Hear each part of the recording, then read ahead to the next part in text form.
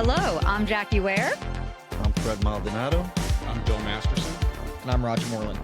And you're watching episode 9 of On Air with Jackie Ware.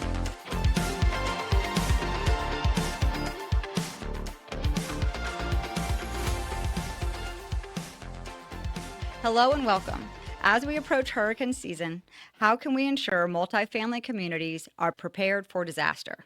On today's episode, we're joined by Fred Maldonado, Senior Vice President of Capital Projects and Facilities here at Pegasus, Bill Masterson, Senior Director of Facilities, and Roger Morlan, General Manager at First On Site, to dive into this crucial topic of disaster preparedness. All right, let's get some background information. First time we've ever had 3 guests on the show. Thank you all for being here. So, Fred, could you share with our listeners a bit about your journey in multifamily housing and how it has prepared you for overseeing disaster preparedness efforts? Yeah, so my journey started, I don't want to date myself, many moons ago. The traditional approach, I came in entry level as a groundsman, and then through the years worked my way up the ranks. So as far as preparing for storms are concerned, I've experienced it, I think, at every level.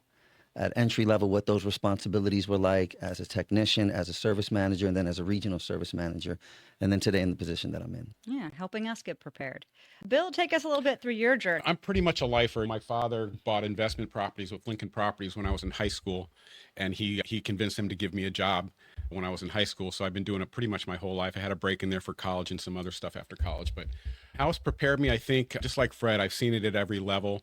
And I would say I stand before you as in that some of my mistakes. We've not handled everyone perfectly, so we've learned a lot. So we got a lot of lessons learned in my tenure here at Pegasus. I've been at Pegasus now 15 years. So we've had it from all sorts, from hurricanes, fire, freeze, flood, so everything. Seen it all, absolutely. Roger, tell us a little bit about your journey. I started my business in the restoration world back in 2006 and just grew that. And in around 2011, we started getting a lot of opportunities with multifamily properties. So we've been working with multifamily properties since 2011. And then last year, about this time, a little before that, in March of last year, First On Site acquired our business. So we got to become a part of an all-star team, we feel. So we're very proud to be a part of such a large team with such great resources to just increase our ability to serve specifically multifamily and a lot of different verticals as well. Yeah, because in multifamily, when it impacts, it's not just one household, it's several. So That's right. It just really increases everything. Well, Fred, we're going to bring it back to you. Okay. What are the components of a robust disaster plan? That's a great question. I think risk assessment is probably the first thing in assessing the asset and the risk associated with every potential storm, a list of emergency contacts, strong communication, storm prep, and then a recovery plan. When is it the right time to come out and what that looks like, assessing the conditions and then working with your partners on seeing things through to completion. Yeah, that communication and training it is so critical that we found along the way. Roger, I'm going to turn it over to you next. As a supplier, how do you, as a business, prepare for the upcoming season? Is there anything you do differently? Definitely. So we do some things internally and externally. Internally, we come together as a region. So our company's broke up into 6 regions. We bring all the general managers, all the operations managers all together for about a 3-day meeting, and we debrief the prior years, and we talk about what we're changing, how we're going to do things differently in the coming year. The great thing about this industry is that you can never be fully prepared. It's always something different. Every storm presents a new challenge, and there's always plenty to debrief and prepare for. And then there's always going to be something that hits a little different that year. Just this year, what we all experienced with Helene, we all thought it was coming straight for Atlanta, and we were all prepared for it to hit Atlanta. And then all of a sudden it took a right turn and went up in the mountains and did things that I don't think any of us have ever experienced. So it's just all about not only debriefing, but just being ready for the unexpected as best you can. Yeah, that's a great point, because for that specifically with Helene, we had let all of our Georgia properties go home early and Florida. And then we didn't do anything with the Carolinas. Yep. And then they were the most impacted. While it wasn't during those critical hours and everybody made it home safe, it's still just that thing. I remember thinking, oh my gosh, we didn't even think about them as far as letting them go home early to prepare.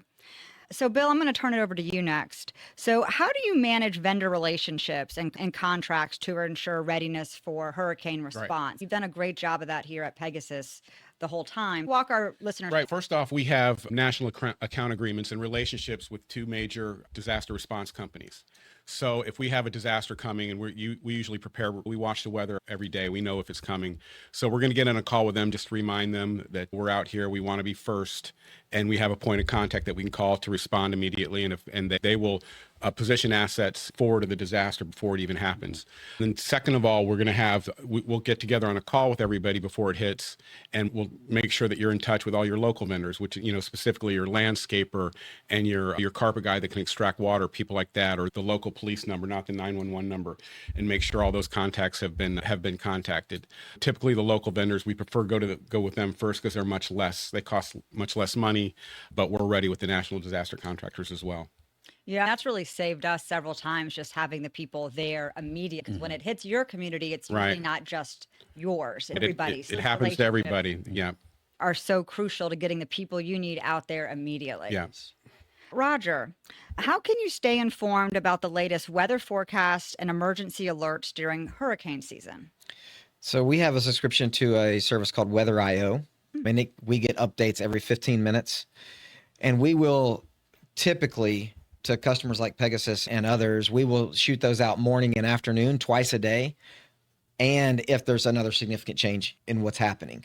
So again, Helene, as an example, when that storm, when it was obvious it was making that right turn, we sent out other additional weather updates just to keep our customers aware. And then our team, our points of contact for all the different customers are always on the phone with our customers that have lots of assets, making sure that we're all on the same page and going to execute a plan as soon as it's safe to do so. Yeah, and aside from that, our regional staff, and it is the responsibility of site teams as well to monitor weather forecasts and whatnot. But I think with technology now, everybody has some form of a weather app on their phone. And so I'm constantly getting notifications and wherever we have a footprint so that we can make sure that we're not just relying on our partners to get that information over to us, that we're being diligent and getting whatever information we have to get out to the sites in a timely manner. Yeah, I think with the on-site teams, I think what the regional support and the corporate support really provides, because what we have to remember is that they're often preparing their own homes, their own families for the same disaster they're trying to help our residents and the community through. And that happens to us at everyone, that no matter the better communication and corporate support that we can provide helps them on multiple levels, not just with the job at hand. So, Bill, how do you prioritize maintenance and repairs to minimize potential damage from hurricanes? I think that you have to expect the unexpected. That's typical in our business, hurricanes and everything else. So expect the unexpected. And how do you expect the unexpected? You control the controllable. So you make sure that in the morning when you get there, when it hasn't gotten crazy, you're taking care of everything that you can control, making sure your supplies are ordered or your communications are out. If you had the meeting with your team, stuff like that. So just being ahead of the game. And I usually, when I say control the controllable, I say the best way to do that is to own the morning. So when you get to work, you do everything that before the crazy happens, and you're good to go. That's great advice. Control the controllable. We can't say that enough here at Pet. You don't know what's going to happen. That's all you can do. Yeah. So Fred and Roger, can you share some of the critical lessons learned from past hurricane seasons that have shaped your current strategies? So maybe tell us about your failures. For me, I think I've learned not to underestimate a storm, because you never know what you're going to get. Outside of the trajectory changing course and it hitting a different area, I've lived in Florida since 1989, and I can't imagine I can't count how many hurricanes I've been through, but us Floridians seem to sometimes take things for granted, and we'll say, oh, that's just a category 1, going to do too much damage, or that's just a tropical storm. And then those will be the storms where tornadoes were included in those. Although it was a lower category and the wind gust wasn't so strong, it still left catastrophic damage. And not underestimating any storm, taking it seriously, I think is something that I've learned, and it's helped me to prepare for even if it's a tropical storm, to be as prepared as we could be. Wonderful. Roger, any advice? I think the first thing that we've learned is when I was younger and first got into this industry, I focused on taking care of the property. I focused on making sure that we showed up. And what I've learned is that the most important thing for me to do initially is to make sure that my team and their families are secure. So we actually do everything that we can do to make contact with everybody on our team to make sure they and their families are good before we mobilize them to take care of property. And we encourage our customers to do the same. Let's make sure that everybody that's living there, all their families are safe and secure, and then we'll worry about taking care of the properties. And I think when you get those in the backwards order, man, it leads to some huge challenges. Yeah, because they can't focus and do their best to help right. others if they're worried about their own family or current living conditions. So, and that's exactly right. Just making sure everybody has the support they need so that they can give better support to others. That's right. Well, we're going to transition a little bit to facilities and team coordination and training. So it doesn't just happen. You got to prepare for the instance. Fred, what are the essential steps for coordinating a thorough property assessment before the hurricane season? I think, at least with Pegasus, it, like other companies, it starts with a great preventative maintenance program. Being prepared so you don't have to get prepared. And so in our preventative maintenance program, it keeps us on our toes, so to speak, with visual inspections to make sure that we're looking at all these things that could present potential risk or severe damages in a storm. Secondly, it's adhering to what our checklist states. So we'll provide a nice storm-ready checklist to all of our properties to make sure that they're crossing their T's and dotting their I's, making sure your water level is lowered in your pool, your drains and your culverts are cleared of any debris, things of that nature. Are there any things that can be used as a projectile? Make sure those are tied down and secured, just to name a few. Yeah, thank you. So, Roger, how does First On Site assist clients for property assessments? So we have a emergency preparedness, essentially a checklist as well that we go through with our customers, and then we package it all together with all this information and give them as many copies of it as they would like to have, so that it's always on site, so that no matter who is working that day, they know where the water cutoff's at, they know where the electrical panels are. Also, our team has that, so if we show up and somebody didn't do, we know right where to go. We know how many stories the buildings are. We know what the building components of the building are. We know what the flooring is that we're going to be getting into, so that we show up prepared with the most effective equipment that's going to best suit that property. And all the points of contacts within us and the points of contacts for the property are all there, so that everybody knows who to talk to, who to get approvals from, and what stakeholder to get involved, so that we can most efficiently solve whatever challenge might be going on. And I think that's the most crucial thing from a preparedness, is that is documented, readily available, and updated. Points of contact have to be updated. Yeah. And so it's really nice for our team when we've done that work on the front end, and literally when they're en route, you've got a guy in the van that's already saying, okay, I know right where I'm going when I get there. I know right what I'm going to be seeing. That's great. So, Bill, you've done this a ton for us, but how do you train and prepare on-site staff to handle emergency and ensure they remain safe during a hurricane? They're gonna go through training for hurricane preparation, for all disaster preparation every year with their grow classes. But at the beginning of hurricane season, traditionally we'll send out an email or a checklist to get ready early before the hurricane comes. And then as soon as one is threatening, we're going to get everybody together on a call and kind of go through that checklist again. So they're going to get hit with it multiple times.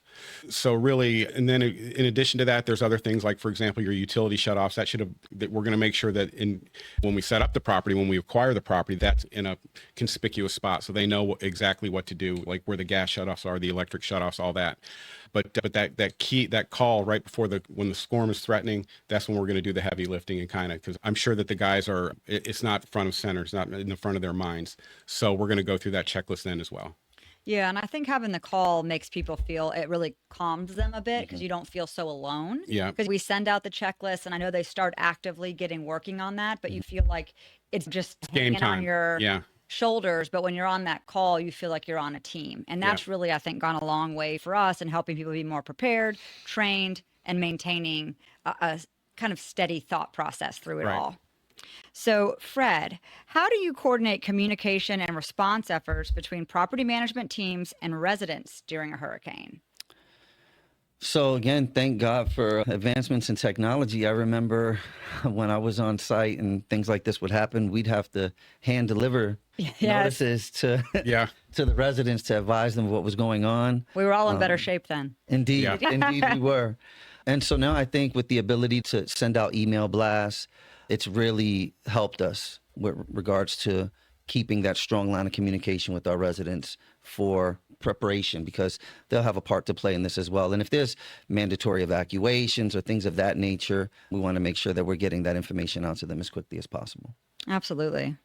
So, Bill, how do you ensure the safety and well-being of residents and staff during hurricane evacuation or shelter-in-place scenarios? I think it's really important to state that if there's an evacuation order, that we want all the Pegasus employees to follow the evacuation order. You always get one guy that wants to stay on board, There's always the hero. like Lieutenant Dan in the top of the basket in Forrest Gump. But no, so we want you to evacuate. And building on what we said already, if you're on site, if you're an employee of Pegasus, you got two homes to worry about. You got all the people's homes that we're taking care of, not to mention your own. And oftentimes that's a time constraint. So if the evacuation order is for 6 p.m. on Wednesday, you need to wrap up your stuff on site before that so that you can get out.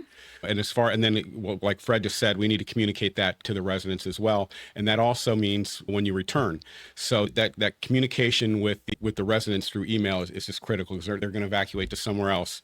And we can't allow them back on site until it's safe to come back on site. And even if the answer is we don't know, when's the power coming back on? We don't know.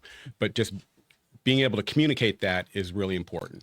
Yeah, the over communication is good. And I think oftentimes we have to remind the residents that our on-site teams are the people going through the same things. And so reminding them that we will be evacuating, that our team will be as well, really helps. Just over communication, because you can now have the option to communicate from wherever, or designating. And a lot of times we've had to designate somebody else in a different location to even communicate with the residents while our teams were evacuating. Right. And thinking ahead's key. So in Florida, oftentimes there's a bridge involved or something like that. So if you got to evacuate, if they say 6 o'clock, all hell's breaking loose at 4 or 3. So thinking ahead. Yeah, just being mindful and giving our people that time as well. So, Fred, how does your team coordinate with local authorities and emergency management agencies during an event? So most of that communication comes from local municipalities to us. Outside of ensuring that our site teams and our residents have their local contact phone numbers outside of the emergency response numbers, anything outside of that would typically come from the municipality to us. So if there's an evacuation or you're in a flood zone and there's certain restrictions in those areas or things that we need to communicate to our residents, it will come from them to us. We typically won't reach out to them, so to speak. Okay. You have anything to add to that, Bill? No, I think that covers it? Yeah. All right, good. So what role has technology played in enhancing disaster preparedness and response capabilities within our multifamily, Bill? Just the communication has gotten so much better. You can communicate via the web if there's something like WhatsApp or something like that, or text messages or cell phones or emails. So the communication has gotten much better. We have a checklist also available in HappyCo, our inspection template for hurricane preparation, which you're welcome to use anytime.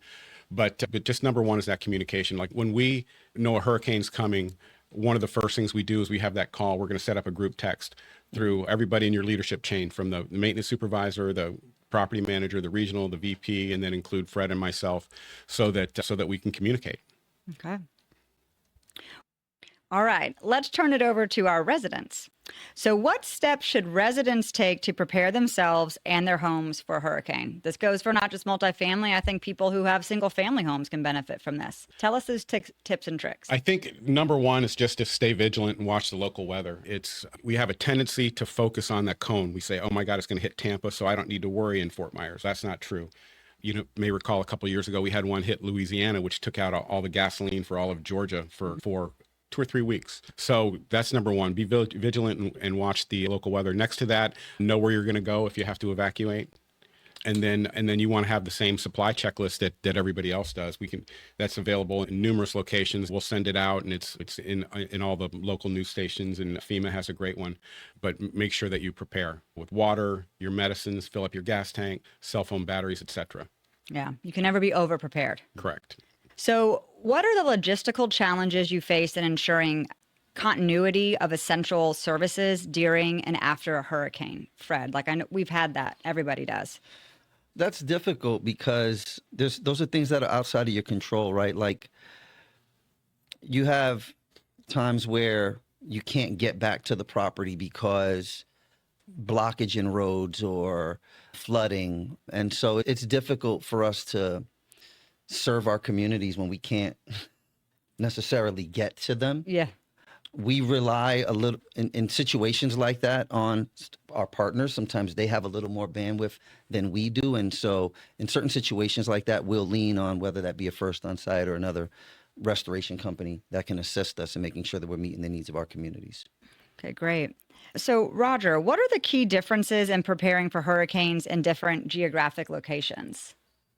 That was a great lesson from this year. We never thought we were going to prepare for a hurricane in the mountains of North Carolina. We're still not sure how that right. happened. We're still not sure. But it does have a great impact because you deal with different risks in different areas. So New Orleans is a lot different risk than the panhandle of Florida is. The storm surges are different. The way that the water is controlled is different, which has a huge impact. And the elevation of the area itself is way different, which has a huge impact on what we're preparing for. Are we preparing for more wind and things like that? Or are we preparing for more flooding?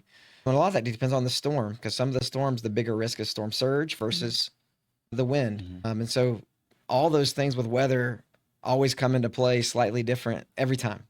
Yeah, and the people of that region are usually more prepared for what those storms will bring too. So Right. it's educating the people that are new to that area, or if you've just moved, because you're right, they are so different. A big example of that was Asheville and the water. The reason they had no water is they didn't shut it off. In Florida, they already have all that. They're ready to go. They know Right. first thing, hurricane, shut the water off. So how do you handle insurance and financial considerations relating to hurricane damage and recovery? Again, I guess based off of the amount of damage, obviously with catastrophic storms and things that just took place with Helene, we partner closely with our national partners on this because they have great relationships with these adjusters. They're able to get out immediately, start shoring up some numbers on what that's going to cost and what that looks like so that we can communicate that with our owners and clients as well. So a huge part of that is really leveraging that relationship with our partner restoration companies. Great. All right, we're moving on to final thoughts here. Time has been good. Bill, looking ahead, what are some emerging trends of technologies that you believe will further enhance disaster preparedness efforts in multifamily? I think one thing that jumps out at me is how much better weather forecasting has got. And all of us have an app on our phone of one type or another, but by paying attention to getting that app on your phone and paying attention to that local weather, just the communication that you have in the palm of your hand has been huge. One of my favorite tricks is the National Weather Service at the National Hurricane Center. They fly that airplane out into the hurricane, and if one is threatening, then by watching the news, they update that every 3 hours at 8 o'clock, 11 o'clock, 2 o'clock, 5 o'clock, 8 o'clock on that cadence. So if you want to know the latest, greatest, you can always tune into the Weather Channel or get it on your app at that time. Just the communication, really. Anybody else have anything to add for the technologies they've seen? No, I was going to actually, if Bill didn't, I was going to say the same thing. I don't know if from the supplier side, if you guys have anything. We've had great advances in technology that help us in the transparency of what's going on, which I know we've talked a lot about communication, but communication from us to our customers who oftentimes might be states and states away from a property. But technology allows us to photo document, moisture map. We do daily field reports that show all this documentation, and it shows equipment getting scanned into a job, equipment getting scanned out. So there's a constant bead on how much equipment is being used or not being used. And so I think that's increased the ability for us to build trust and to maybe help recover more quickly because we're saving money. Everybody knows what's going on. Everybody's able to do approvals more quickly.